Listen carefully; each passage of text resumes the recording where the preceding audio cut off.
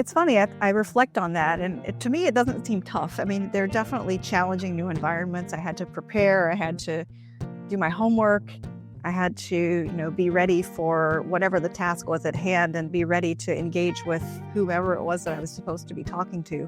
Whether that was President Obama, at one point, he cold called me in a meeting, and I have to say I was a little bit nervous. Or it could be, someone you're collaborating with in a problem-solving session about how to improve your operation. So all those settings require some type of connection. And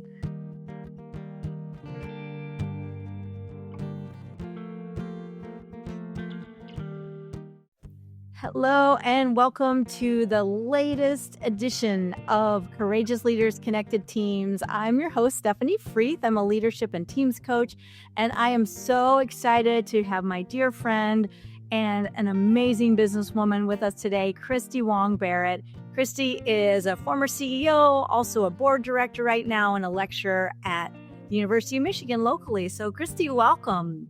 Thank you, Stephanie. It's a pleasure to be with you and your audience today. I've been looking forward to this one for a while.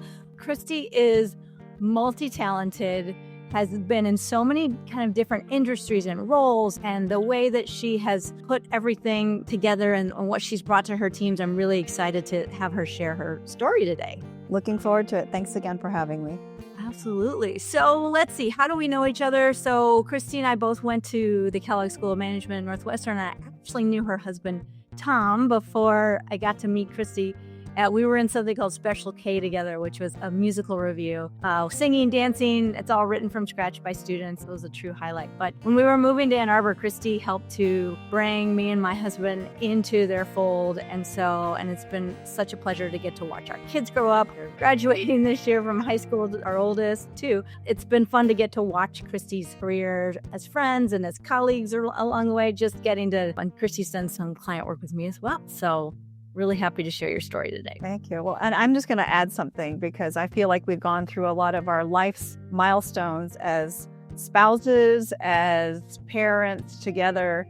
And I always reflect back and think to a lot of warm memories of being on the sidelines of a Little League game or a sporting event when our kids were little, and us catching up about what are you learning about right now, and what is your new latest career transition, and how are things going? So I feel like we've had this kind of dual direction, conversation going for 20 years now around the evolution of our professional lives and our personal lives. And it's been such a joy to be part of that with you, Stephanie.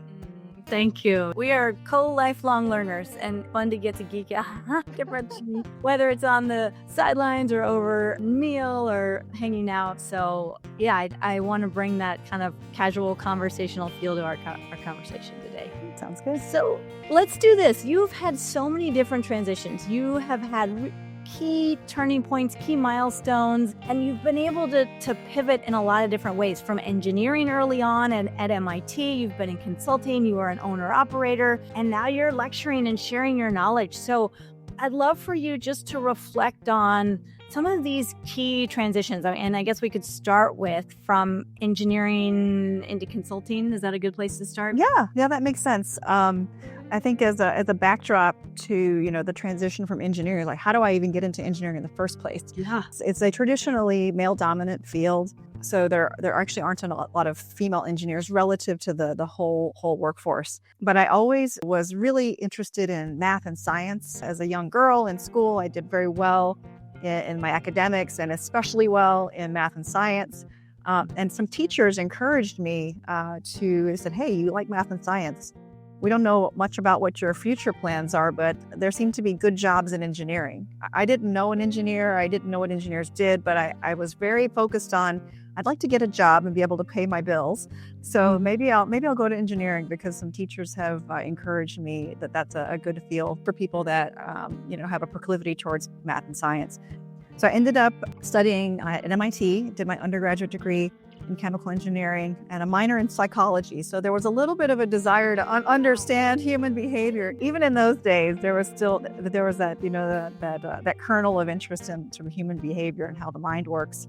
And so I'd invested all of this time, right? If a degree at MIT, late night studying, feeling inadequate, making terrible grades, probably drinking from the fire hose. That was the hardest thing I ever did, was my undergrad degree at MIT. I ended up working at an engineering company called Raytheon directly after I finished my degree, and working on process engineering. So designing reactors and chemical plants and oil conversion facilities, highly technical, large-scale projects. I think the first project I worked on was 4.5 billion rand, South African in scale, and they're complex problems. But I just found myself not that interested. I was in the actual problem that I had to solve, which was how big does this valve need to be, or how do you design this reactor, and what type of catalyst to use. I was interested in, why is this company building a 5 billion rand conversion facility in South Africa? What's driving that decision? Like, why there? Why this type of technology? Why not somewhere else? And I started talking to some of my friends and peers about that. I said, my job is great. It's a lovely working environment, but I'm just not that excited about the problems I'm working on. And one of my friends, who was a friend of mine from MIT, was working as an economist at a consulting firm. And he said, I think you might like consulting. And so I said, well, why don't I try to give that a chance? So I interviewed for a position. And I was fortunate enough to get that job and absolutely loved it. I worked in business consulting at a company called Charles River Associates in Boston, and was working on things like setting pricing strategies, wargaming, what might happen in a competitive negotiation, flying to client meetings to present results, at the very young, tender age of, my early 20s. So I felt pretty excited about the scale of the problems that I got to solve with people. The pace, every 3 months or every 2 months, we might be on a different assignment. So there was constant learning, always a new learning curve to come up. And I just was really interested in the impact that I perceived, the scale of those problems, the types of companies and clients we were working with. And I decided that I should probably legitimately get some background in business. So that's when I sort of decided to go to business school to round out the technical background that I had, the engineering degree, with an MBA. And then I wanted to pursue consulting afterward. So I shifted into management consulting with a focus on trying to work at a company like McKinsey or Bain. I really wanted to go to a strategy firm, and was able to land a role there. But I have to say, it was a difficult decision to do the shift in the beginning, because I felt like my identity was an engineer, this math, science, quantitative, analytical person. I'd invested so much of my young life. I mean, I look back now and I'm going, oh, that was a flicker of time. But at the time, when you're in your early 20s, you think, oh my gosh, my whole life I've been an engineer. I've been studying to be an engineer. Am I going to be any good at this other discipline? Am I going to be good in business? Am I going to be a good consultant? Do I have to start all over again? Am I throwing away all of that hard work? So the shift required a little bit of a leap of faith, and just some confidence that I had learned new things before and come out the other end of a steep learning curve, so that I just sort of expected and hoped that I'd be able to continue to do that. I love hearing all that, because identity is a big thing. And at key transition points, sometimes we need to unlearn, even in the midst of learning. And having watched and heard a lot of your career, you have been able to do that constant learning, that pivoting. How do you think you did that? What's the secret sauce? Oh, I don't know if there's a secret sauce. It may be that I'm not willing to pivot on all directions at the same time. I tend to have a point of stability within the pivot. So when I transitioned into consulting, I was learning all about econ and strategy and organizational behavior, all of these things, but in the context of industrial manufacturing, advanced manufacturing sectors, which was an industry that I had worked in for several years. And that's what I studied undergraduate. So I had that, I'd say, like a little safety net, or if you want to call it someone threw me a life buoy. But I had a point of connection that I felt very confident in my technical acumen, my knowledge of the industry. So learning a new functionality around strategy or operations I had one stable leg to stand on in that sense. So it was sort of a bridge out from my existing knowledge base. And it kind of makes me think of this quote I heard in a philosophy class. This was during my high school years, a summer program, and I took a philosophy class, and we studied, there was a quote from John Cage that my instructor presented during that class, and it was, "Learning is at the edge of knowledge." So I feel like I was always expanding my knowledge base and learning at the edge of my knowledge base. I never had to sort of jump off a cliff and just hope that I would get to the other side of that, right? I continued learning at that edge. That's great. Yeah. And, I imagine a place like you've been in a lot of challenging environments, from MIT, Kellogg, McKinsey, then becoming an owner operator of your own company. And you've been an advisor to President Obama on his council for, you tell me the exact name of it. You've really navigated these tough environments as a woman. I'm in awe of that, and what you've learned along the way, and how you've shown up, even in these somewhat intimidating, tough places. It's funny, I reflect on that, and to me, it doesn't seem tough. I mean, they're definitely challenging new environments. I had to prepare. I had to do my homework. I had to, be ready for whatever the task was at hand, and be ready to engage with whoever it was that I was supposed to be talking to. Whether that was President Obama. At one point, he cold called me in a meeting, and I have to say I was a little bit nervous. Or it could be, someone you're collaborating with in a problem-solving session about how to improve your operation. So all those settings require some type of connection and problem-solving. And I think maybe why it didn't feel, it obviously felt every problem you're wanting to get to a good solution. You want to do a good job. You want to have an impact. But I think maybe there's a piece around, I have this confidence that I'll be able to find a point of connection with the person on the other side.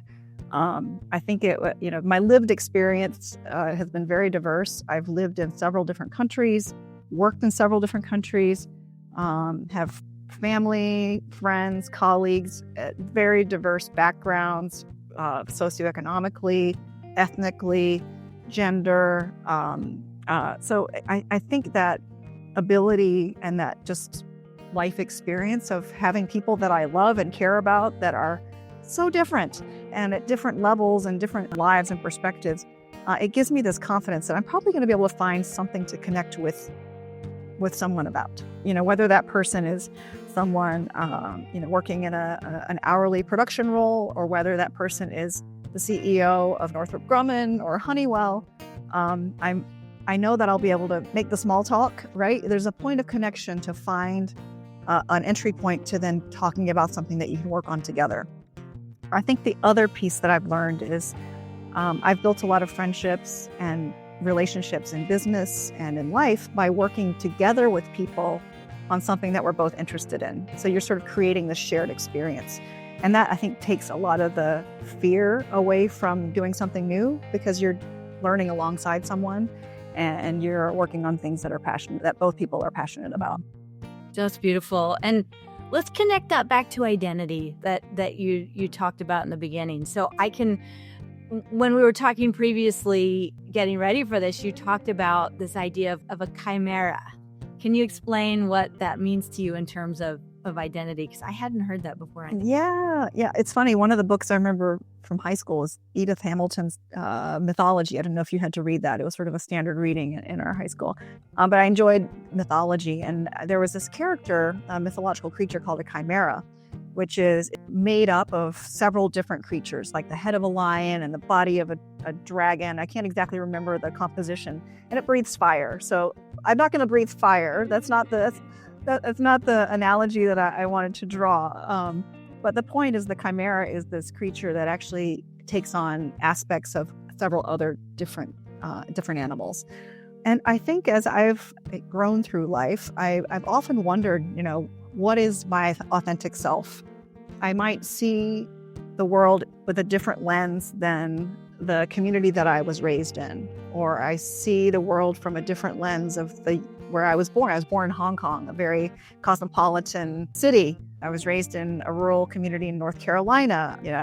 I have lived in very different places around the world. Some places are more democratic. I've worked in places that don't have democratic rights. So I've seen the world in a lot of different places, and I have this ability wherever that place is to find a point of connection. So I often wonder, what's my real identity? Am I that person from the rural South? And am I then being inauthentic when I'm talking to someone in a boardroom, of a Fortune 500 company? Or am I that consultant to the Fortune 500 CEO, but then being inauthentic in my relationships at home with my family? And I think the realization I came to is, rather than being an imposter in all situations, I'm actually this chimera.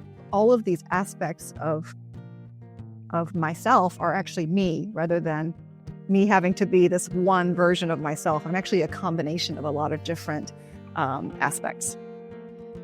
I love that description because it's a both and. It's multidimensional. It's that I don't have to be this or that. I get to be this blend, and I get to show up in ways that bring all of that to the table. So it's a really cool thing. I think a lot of us, struggle with that identity, and depending on our Enneagram types as well. So as you know, I'm a 3, and 3s can be shapeshifters. We can meet people where they are. So much so that's like, well, who am I?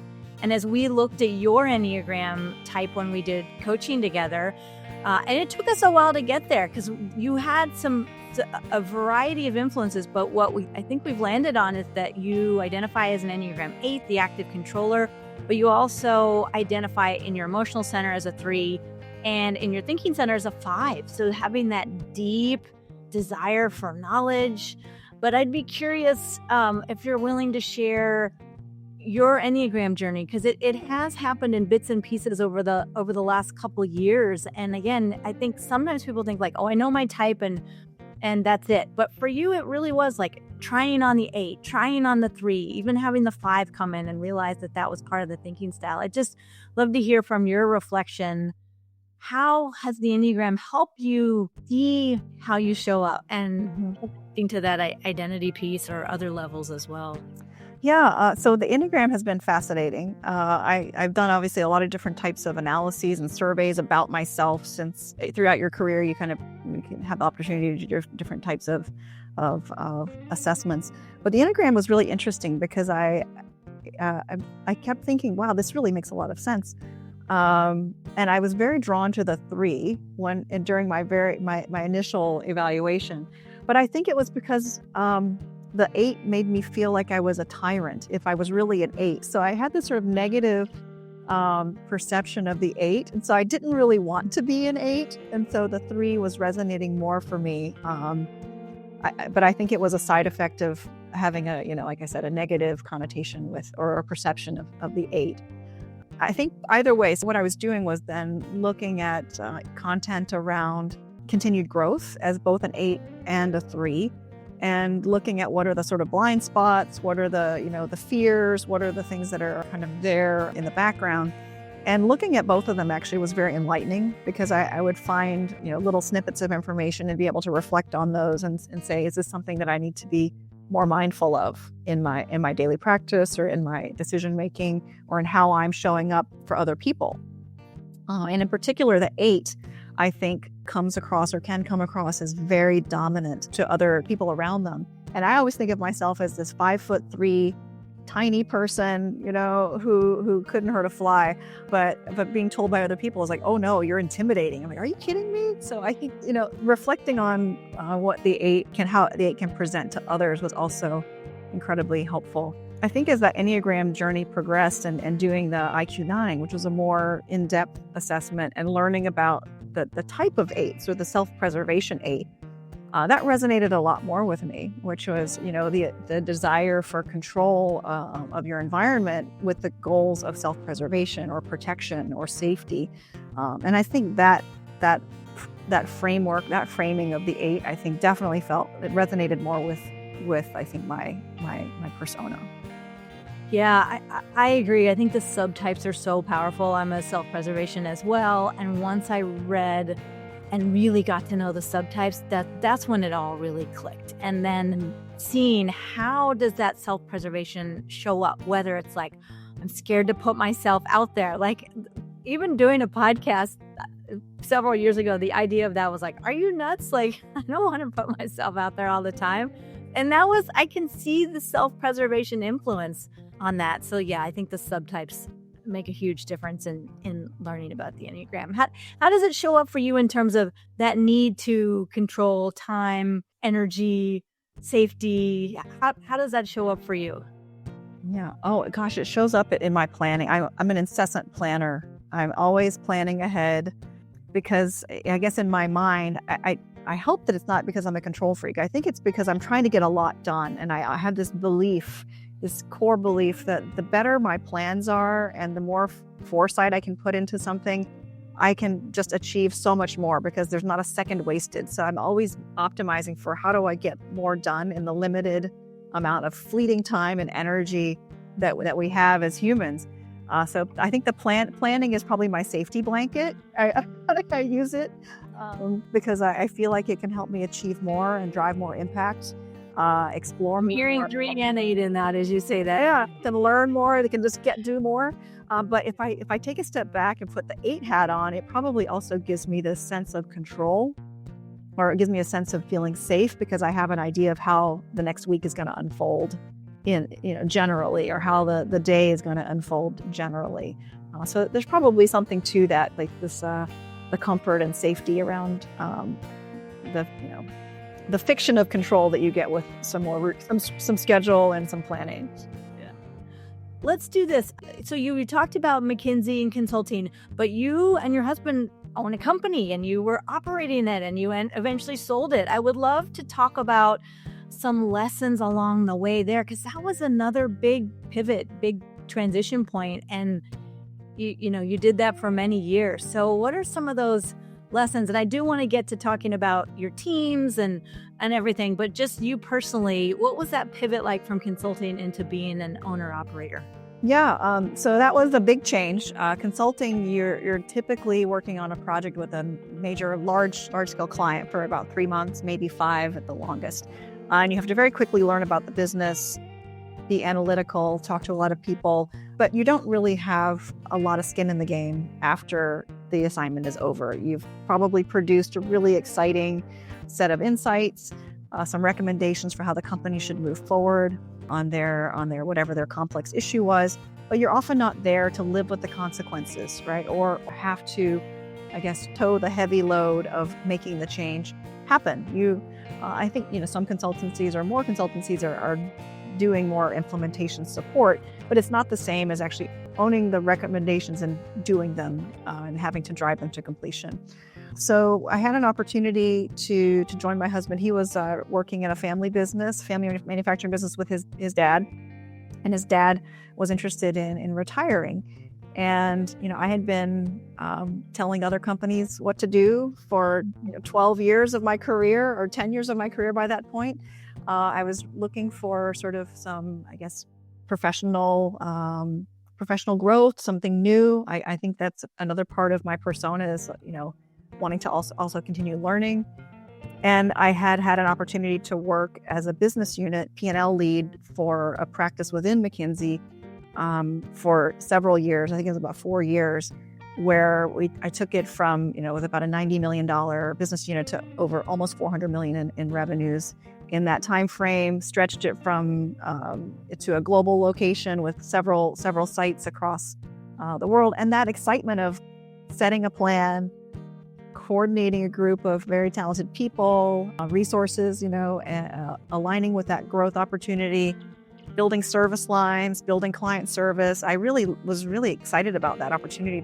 I loved it to build that business unit, and it went well. So I thought, okay, well, I've got some experience running a P&L, building a business, but it was also in the context and the bosom of a large company that was well-funded. You had all the support you could need regarding, travel and IT and human resources. So the complexity and the risk-taking wasn't quite like doing a startup. So the opportunity to work with my husband in his business and take on a CEO role felt like kind of the natural learning at the edge of knowledge, right? I knew that I could operate like a P&L leader, like a BU leader. I'd done that well and had stretched myself and had success there. but I hadn't stretched myself in the kind of the ownership of your own company and having to kind of put my money where my mouth was. I can tell other companies how to improve their business, but now I have to do it myself with my own capital. So decided to work with him in the business. We took different parts of the business. I was the CEO and ran primarily the external parts of the business. So sales, marketing, product development, public policy, external relations, and he worked on the internal side of the business of finance and operations. So it gave us a little bit of autonomy within the context of working together in a business as a married couple, that we could somehow have some separation between work life and home life by keeping those delineated lines of responsibility within the business. Yeah, it's got to be challenging. And what was that like over time? Kind of that I can hear the structure of it, and then there's also the day-to-day navigating, even having differences of opinions for decisions and all of that. Yeah, so I think on the personal relationship side, at some point we had to set some boundaries around, after 7 p.m. we can't talk about work, or on the weekends we can't talk about work, because it became very difficult to parent together and to be a married couple together, because our work identities were just bleeding so much into our daily life. So it did cause strain and stress on our relationship. So we had to sort of say, these are now the ground rules for how we set boundaries between home life and work life. Those were some of the kind of difficult things. But some of the good things were we were never really competing with whose job is more important, and is the job more important than the kids. So for, just a small little example, if you have a kid at school and they're sick and you have a dual career family, sometimes it gets to the point, well, your job isn't as important as my job, so you go pick up that kid. Or there might be a perceived feeling of that, right? Yeah. And we never had any of that conflict, because it was very collaborative. We say, well, you know what? Our family's the most important thing.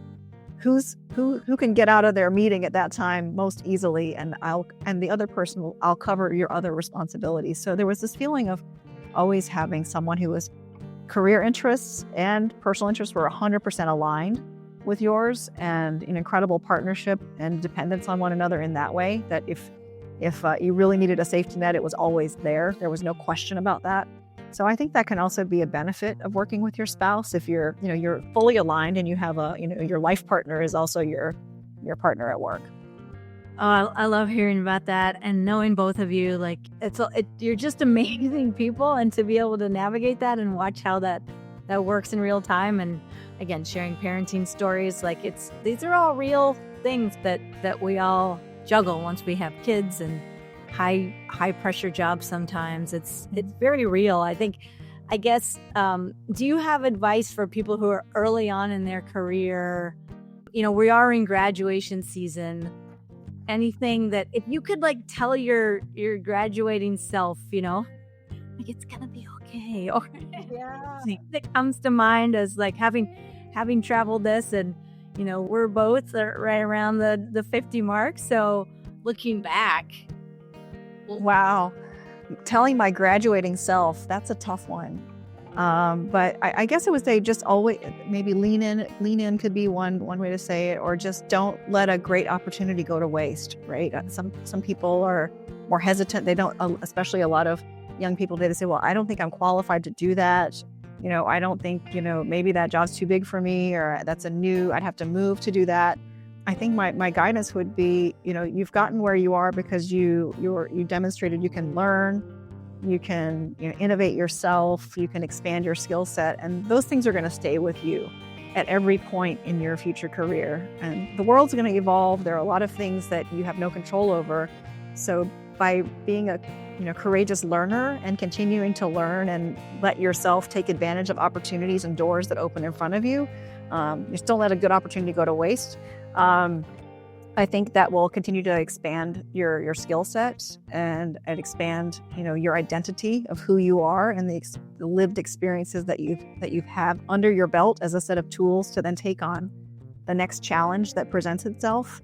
I think some people may have this thing that they want to do, and they realize what it is when they're 16, and they go for it and they become that thing. But I don't think that's the path of most people that I've spoken to in my professional career. Most people sort of end up where they are through it was a door that opened. I tried that. It was great, or it wasn't great, and it led me to this other thing. And it's sort of a walk along a path and putting the best of yourself into the walk wherever you are along that path. I gotta say, the phrase "courageous learner" stood out to me. Maybe we just found the podcast title from that. But I think it's a beautiful combination of just that willingness to learn, and that I often tell early career people who reach out to me, like, everything's contrast. Like, even if you don't like something, will you just learn something like, oh, okay, there's some contrast there. It's going to redirect me to that next courageous learning opportunity. Yeah. So I love that phrase. I think there's also a part of it, which is learning is hard. So if everything's coming easy to you, you probably aren't challenging yourself enough. And that's sort of, I don't know where I heard that, but that really stuck with me, is that if it's not hard, or it's not a little bit uncomfortable or a little bit scary, then I'm probably coasting and I'm not living up to my fullest potential. Maybe that's the 8. It's part of the 8 coming through. Some of the 3. But there's this sort of there's this person talking in the back of my head going, well, life's too easy right now. You need to probably learn something new, or you're not living up to your fullest. So that's another piece to the young people. It's like, life is not easy, and that's probably good, because that means you're learning and you're stretching yourself. Let's do this. I want to pivot a tiny bit, but I like to provide practical tools for people that they can use in their workplaces. So talk about your team, and how did you, when you were especially when you're owning your company and working with people, did you have practices or regular ways to either foster creativity or have accountability? What did you have some practices that you want to recommend to people, or just share your experience that you use? Yeah, I will. There's one I love. We call it the engineering huddle. But let me give you some context on why I'm picking this one. Something that I learned from coaching with you, Stephanie, was around the concept of leadership and how you can lead sort of by me, through me, or as me, and how that has. You may have to share with the audience a little bit more about. Yeah, sure. That's from the originals from Michael Bernard Beckwith. So there's the to me is victimhood, by me is taking responsibility, through me is something bigger is coming through me, and as me is there are no problems. It's like everything is one. It's unity consciousness versus duality. And then Conscious Leadership Group used that as well. But that's what you're referencing. Yeah. So that stuck with me because at different phases of my career, being a leader by taking the responsibility as an individual contributor, right? In my early career, I was given the scope, or even in your schoolwork, you're given an assignment and you're going to put your blood, sweat, and tears into that assignment, and you're going to demonstrate proficiency through, your own direct action, or leading a new club, or leading a new business unit. It's by you, as an individual. By me, by your individual contributor. And I think shifting into the role as a CEO at a business, I couldn't do the by me leadership anymore, right? I had to evolve, or I had to at least pick up another way of leading for certain, settings, and that was through me. So by setting a strategy, having a direction for the business, communicating that, building out a team, having a relationship with the team members, and then having steady communications and collaboration from our team to then deliver, the goals of the organization. And that was sort of a through me type of leadership. And then eventually, I think I'm coming to sort of parts in my career now, later on, as a lecturer and as a board director, it's as me. I'm not leading that team at that company. I'm not, I'm not individually coaching those students at their MBA program. I'm utilizing my lived experience and my expertise to be there as a facilitating presence, as a counterpoint, and it's the as me. So there's part of the practice I'm going to give you is the one that I had to teach myself to do when I was leading through me as a CEO. One of the functions that reported into me for a period of time was the engineering and product development. And that group really drives the innovation of the company, or our company. They build the new products. They implement all of the continuous improvement initiatives within the company. And it was a team of 5, multi-talented individuals, different ages, different genders. And I couldn't lead it by me. I couldn't get all that work and innovation done just by myself, right? Taking responsibility. I'm going to do it by myself. Yeah. Right. So how do I facilitate innovation and delivering on these growth objectives and continuous improvement objectives through this team of very diverse individuals who also in themselves are very curious, analytical, innovative people. And so we had this thing called the engineering huddle that I created. It was once a week. We would get together on a call, and it wasn't a meeting. We called it a huddle for a reason. We wanted to keep it very informal. And my goals of the huddle were to build a culture of knowledge sharing within that team of knowledge workers, right? To facilitate innovation, to facilitate learning, teamwork, and also accountability. I think also as an 8, I like to be informed of what's going on. So that meeting also helped me know what the team were working on without having to be in the work and micromanaging the activity. So we would meet for a very short period of time, 30 to 45 minutes each week, and every person would have an opportunity to do a go-around share. And we had a very simple agenda. What were your wins from the previous week? Or new insights. So maybe you're working on a project and you've discovered a new adhesive combination that sticks to ice, and you want to share that with the other team members because, wow, they're going to geek out on that and be super interested. So that's the win or a new insight. Or maybe you can say, my product met the testing requirements. I'm going to submit it to the customer. And that's an exciting piece of progress to share with the whole team. The second part of the agenda was, what are you focused on next week? What are your issues and challenges that you're going to be problem solving coming up? And that would allow the team to learn how to plan ahead, communicate with the rest of the team what they're working on. I would know then what they're focused on and have an opportunity to course correct or say, actually, we had an urgent client issue. Can we maybe reprioritize dropping that project for this other one? So it facilitates some knowledge sharing, communication, and planning.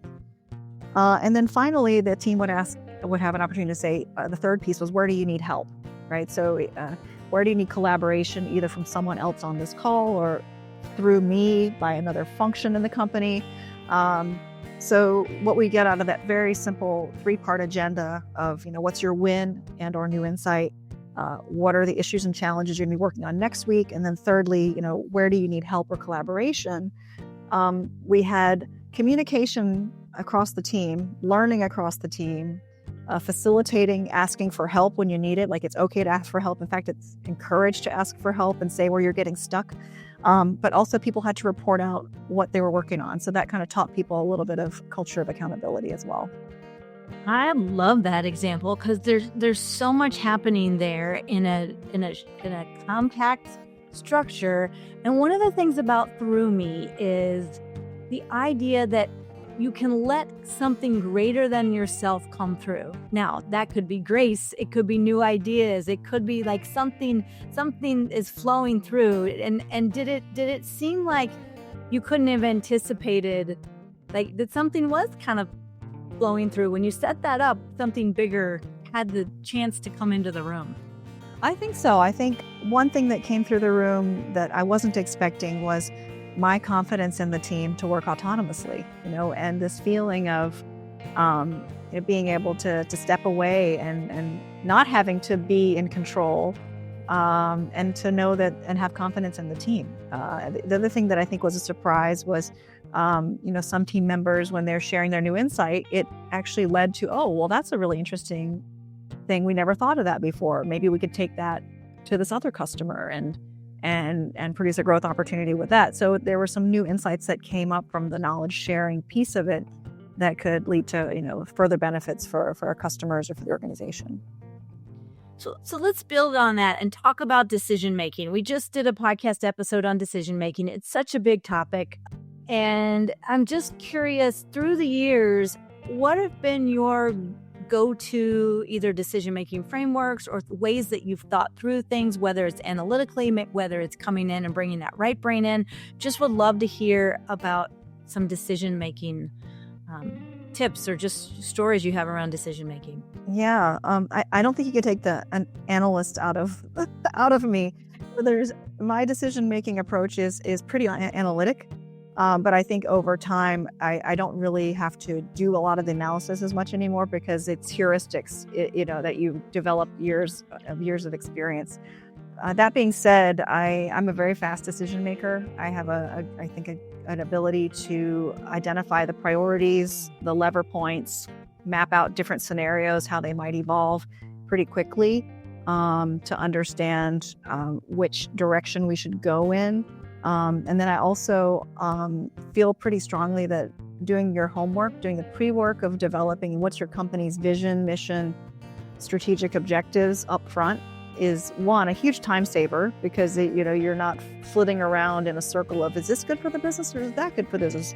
You've already decided where you're trying to go as a business and where you're trying to take your organization. So anytime a new decision comes up, it's very easy to then assess that, well, how is this helping me help the business move into the direction that we've decided we want to go? So every decision becomes, you compare it a sort of goal that you're hoping to achieve. I was also very interested in decision making. I actually did a minor in decision analysis at Kellogg. I don't know if I told you that. I did three there. Or maybe it's majors, 3 majors. I had strategy, technology management, and decision analysis. And I find that a lot of the different tools, like mapping out alternative scenarios, or what do you have to believe for this decision to be the right decision.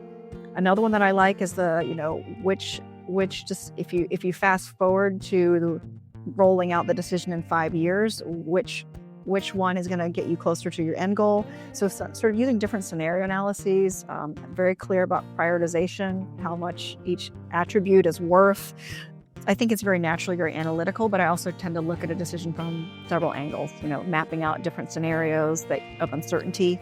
Decision making under uncertainty is, for example, very relevant today as a business leader because the world is very volatile.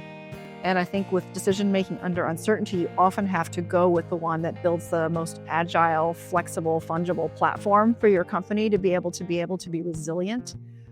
So yeah, I'm kind of all over the place here, but I think I've picked up a lot of different tools for decision making over my years of working in consulting and working as a business owner, that I tend to come to a decision pretty quickly because in the back of my head, I'm kind of running these scenarios. Sometimes people ask me, what happens if when you're faced with a really difficult decision, right? Or it's not clear what you should do. And then I think, or two opportunities that look exactly the same. And then what I always fall back on there is more of my gut and my feelings. When the analysis tells me the exact same thing, it becomes a feeling. It becomes a feeling of which is the path of least regret. So am I going to look back at this in 15 years and say, oh, I really wish I'd done that podcast, right? I really wish I'd tried that.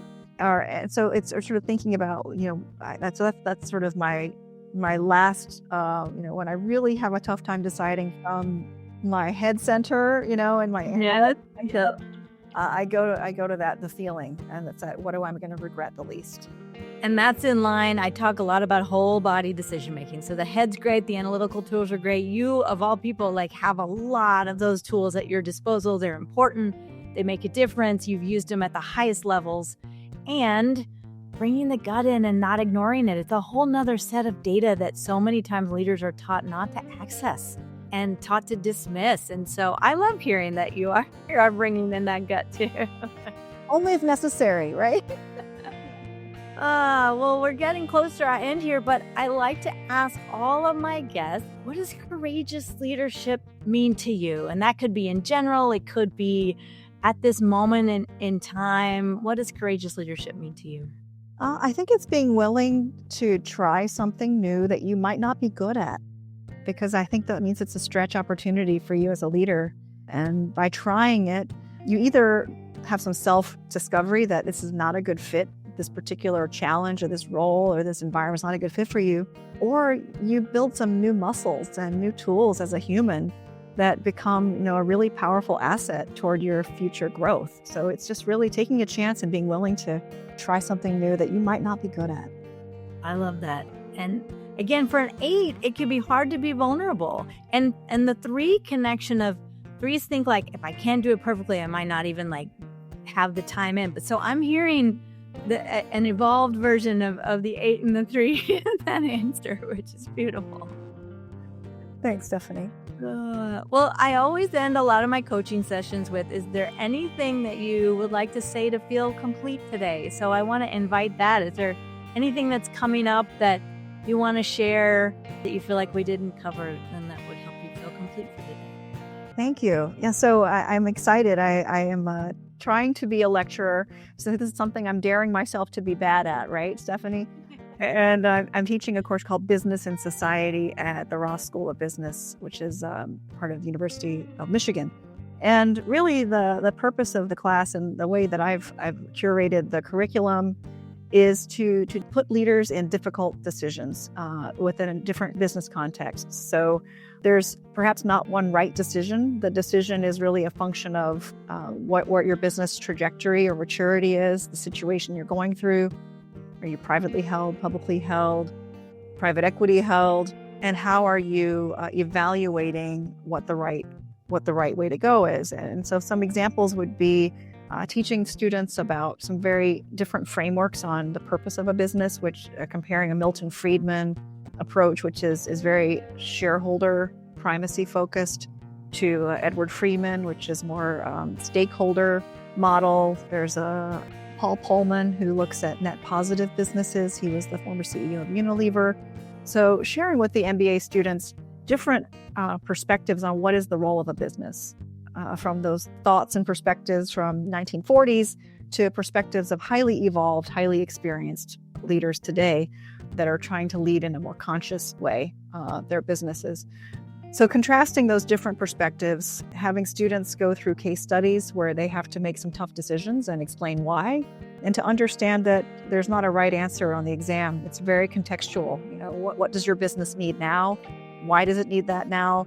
But also being able to make decisions not in the absence of really knowing the full impact of their decision. So forcing them to think through the full ecosystem of impact. So let's talk a little bit about how you're sharing your knowledge with this next generation through the lecturer position at the Ross School of Business. And you're teaching a fascinating course.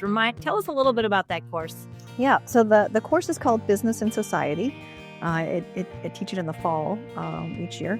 And the goal is, it's a strategy course, so an elective strategy course. So students are expected to have already done the basic groundwork of corporate strategy frameworks and had some exposure to developing business strategy before taking this course. And as I developed and revised the curriculum for the course, I kind of reflected back on my leadership journey, having been a consultant to, Fortune 500 companies, in the boardroom, trying to convince them to do things or not do things, to running my own manufacturing company, to being a board director for companies, and thinking about how the decision-making approach, whether you're focused on shareholder value, shareholder primacy as the main focus, like Milton Friedman, or a stakeholder model, like Edward Freeman, or a net positive approach like Paul Pullman, how those different framing of what the role of business and society is can get you to a different answer. So my goal in the class has been to expose MBA students to thinking more broadly about the impact of their leadership decisions than just the bottom line. How does that decision that you just made, how is that decision that you're about to make going to impact your employee base or your customer base or the community around you? And being conscious of those impacts before you make the decision, because you may very likely find an alternative approach that not only meets your financial objectives or shareholder goals, but also continues to strengthen your employee base or build additional loyalty within your customer base. Oftentimes, I think the era that we went to business school in, it was very much about shareholder primacy and shareholder value creation. And having only this one lens that you're looking to optimize a very complex system on, you miss a lot of opportunity for a better solution that actually drives better long-term value.